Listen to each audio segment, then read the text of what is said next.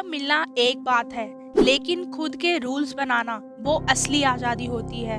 सोचो, एक देश जो आज़ाद हो चुका है, लोग खुश हैं, तिरंगा लहर रहा है, लेकिन फिर भी देश पूरी तरह से आज़ाद नहीं है, क्योंकि देश के पास अपना एक कॉन्स्टिट्यूशन ही नहीं है। 15 अगस्त 1947 को अंग्रेजों ने भारत तो छोड़ दिया, लेकिन रूल्स, लॉ, एडमिनिस्ट्रेशन, गवर्नेंस सब कुछ अभी भी British law government of India 1935 के अंडर ही चल रहा था। कॉन्स्टिट्यूशन की जरूरत आखिर पड़ी ही क्यों? एक देश तभी सच में आज़ाद होता है जब वो खुद डिसाइड करता है कि कौन रूल करेगा, कैसे रूल करेगा और देश के लोगों के क्या क्या अधिकार होंगे। इसीलिए इंडिया को अपने खुद के एक कॉन्स्टिट्यूशन की ज़रूरत थी। इंडियन कॉन्स्टिट्यूशन एक रिटन लीगल डॉक्यूमेंट है जो ये डिसाइड करता है इंडिया कैसे गवर्न होगा, पावर किसके पास होगी, सिटीजन्स के क्या क्या राइट्स और ड्यूटीज़ होंगे।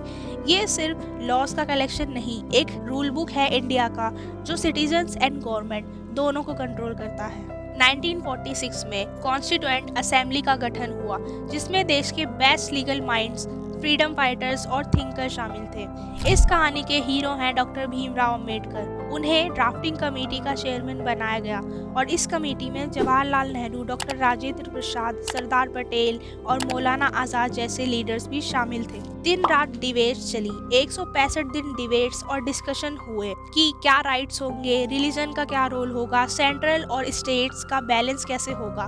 तब जाकर 2 साल 11 महीने और 18 दिनों में जाकर हमारा कॉन्स्टिट्यूशन तैयार हुआ। फाइनली 26 नवंबर 1949 को इंडिया का कॉन्स्टिट्यूशन अडॉप्ट हुआ। अब सवाल आता है, कॉन्स्टिट्यूशन तो 26 नवंबर को ही रेडी हो गया, लेकिन फिर 2 महीने बाद 26 जनवरी को ही क्यों चुना गया इसे लागू करने के लिए? इसका जवाब है कॉन्स्टिट्यूशन बनने के 19 साल पहले, जब 26 जनवरी 1930 को इंडियन नेशनल गवर्नमेंट ने इंडिया के पूर्ण स्वराज रेजोल्यूशन को पास किया। ये पहली बार था जब इंडिया ने ऑफिशियली कहा था हम सिर्फ डोमिनियन नहीं, हम पूरी फ्रीडम चाहते हैं।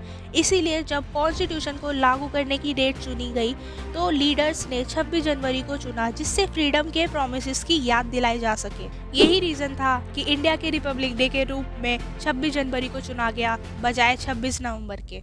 रिपब्लिक यानी लोकतंत्र का मतलब है देश का हेड कोई राजा या रानी नहीं, बल्कि ऐसा हेड हो जिसे लोगों द्वारा चुना गया हो और लोगों के लिए चुना गया हो। इसलिए इंडिया में प्रेसिडेंट को हेड ऑफ स्टेट और प्राइम मिनिस्टर को हेड ऑफ गवर्नमेंट का दर्जा दिया गया है। इसीलिए रिपब्लिक डे की परेड में प्रेसिडेंट सैल्यूट लेते हैं, क्योंकि कॉन्स्टिट्यूशन के हिसाब से वो हाईएस्ट अथॉरिटी पे होते हैं। रिपब्लिक डे की परेड सिर्फ एक शो नहीं होती, रिपब्लिक डे की परेड का हर एलिमेंट एक मैसेज देता है। जैसे कि मिलिट्री डिस्प्ले से मैसेज मिलता है कि इंडिया अपनी सिक्योरिटी खुद संभाल सकता है। स्टेट टेबलेट से पता चलता है कि इंडिया में डाइवर्सिटी के साथ यूनिटी भी है। फॉरेन चीफ गेस्ट के आने से पता चलता है कि इंडिया के इंटरनेशनली क्या स्टैंडर्ड्स हैं। और कर्तव्य पथ पर मार्च करते हुए सोल्जर्स ये दिखाते हैं कि इंडिया सिर्फ पीसफुल नहीं, पावरफुल भी है। इंडिया का इतिहास अपने आप में बहुत डाइवर्स चीज़ है और इंटरेस्टिंग भी, इसीलिए तो मेरा भारत देश महान है। ऐसे ही और इंटरेस्टिंग टॉपिक्स के लिए चैनल को सब्सक्राइब करना ना भूलें। शुक्रिया।